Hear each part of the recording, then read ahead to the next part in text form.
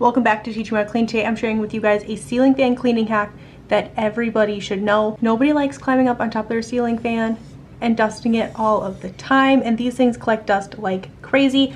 A great way to do this less often is to just take a good old dryer sheet and run this along the top of your ceiling fan. It's going to grab all the dust, and it's also going to keep it on the dryer sheet because it has little indents in here. It's going to hold onto the dust.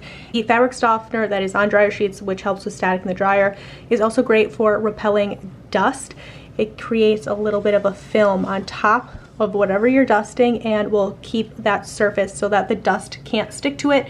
It's a great hack to use on ceiling fans because it keeps all these little dusties off of here, and then you can do this less often and spend time doing other things because anything is better than cleaning dust off of your ceiling fans. Thank you guys so much for watching. I'll catch you guys in the next one.